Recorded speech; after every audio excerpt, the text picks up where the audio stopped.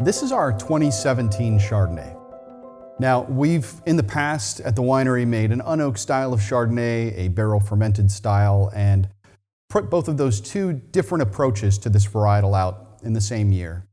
But with 2016, we started to change the way we approached Chardonnay and really looked towards having a single bottling. And what we found is that Chardonnay, when it is fermented in older oak barrels, offers a lot of that contact with the lees, or the yeast that have died and are at the bottom of the barrel, that brings this additional flavor element. But using these neutral barrels means we're using older oak barrels. Now, older oak barrels won't give you as much of that bright vanilla or charred taste, the type of Chardonnay that you generally find really expensive styles in California that are just huge and buttery and oftentimes 16% alcohol in some instances. This is not that style of Chardonnay. Using the older barrels, we get great lees contact. We build in some brioche. We get some nuttiness. We soften the palate. The other thing we do, though, is not allow all of the lots to go through full malolactic fermentation. Malolactic fermentation is a process where a bacteria called Enococcus eni actually consumes some of the malic acid in the wine. When you think of malic acid, think of apples, tart, really bright acids. And when you think of lactic acids, you can think of yogurt, and butter, and creams. So allowing good portions of the lot to go through malolactic will soften the profile of the wine, but inhibiting some malolactic in just a couple of the barrels still allows this sort of bright, I describe it as a skeleton type edge to it, which will help the wine stand up for a very long time. I like to think of Finger Lakes Chardonnays as really classic New World examples of Old World styles of growing and winemaking. So we have Chardonnay that gets picked earlier and brighter than you'd find in warmer climates. We're also working with this particular Chardonnay with vines that are some of the oldest in the Finger Lakes. These come from a site that's about 10 miles south. We call it Morris Vineyard. And a lot of these Chardonnay vines were planted back in the 1970s, while they were still experimenting in some ways with vinifera varietals along Seneca Lake. So it's got vine age, which lends itself to some density. It's got neutral barrel ferments, which combined with the contact with the lees, add all kinds of interesting weight and some subtle flavors to the wine.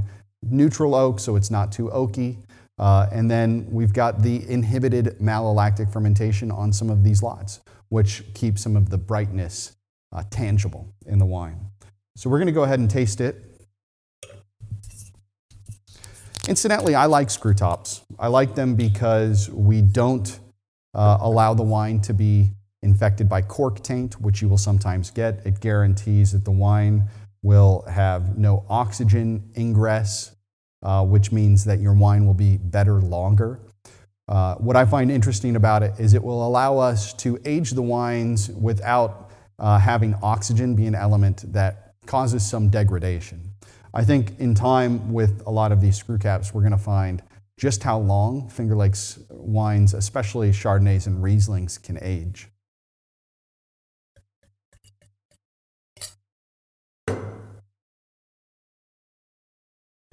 So it's got this really nice kind of pale straw color. On the nose, I get that subtle hint of oak. We did have one new oak barrel in the whole lot of, I think, about 10 to 12 barrels. But it's very dialed back. There's this salinity that seems to jump out of a lot of the Chardonnays I make, and it's definitely here. It's that like coastal sea air, or in the Finger Lakes we get rain, and in the summer when the rain is hitting that wet pavement, this nose that comes off.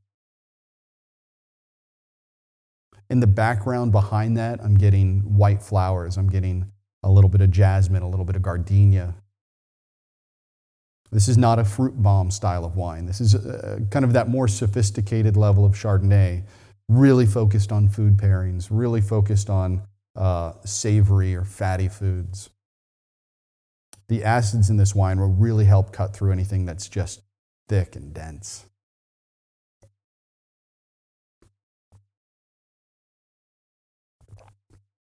Mm. So we get some of that just hint of creme brulee. It's this dance between some of the malic acid that's left with some of the wine that went through malolactic fermentation. I'm getting kind of, again, bright apple come right off, like you've just bit into a honey crisp. It's juicy, it's tart, but it's not sour.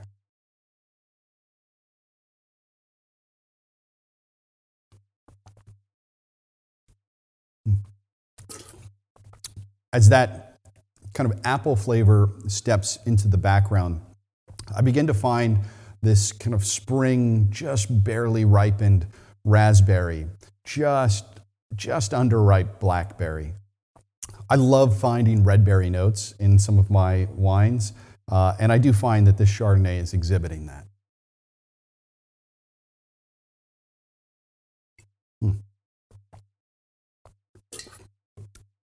So really a delicious wine. I'm seeing this one has a 12.8% alcohol. It was picked fairly ripe, not overripe.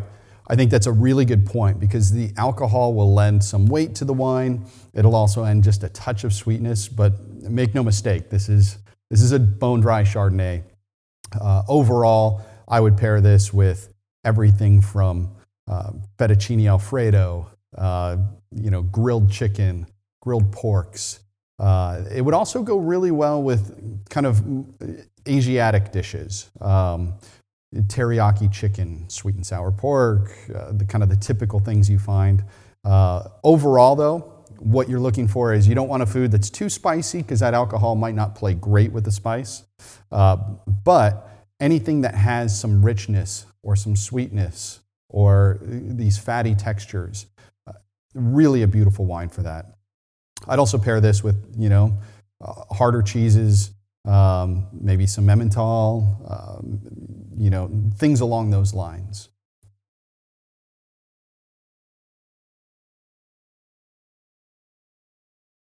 That's a beautiful Finger Lakes Chardonnay.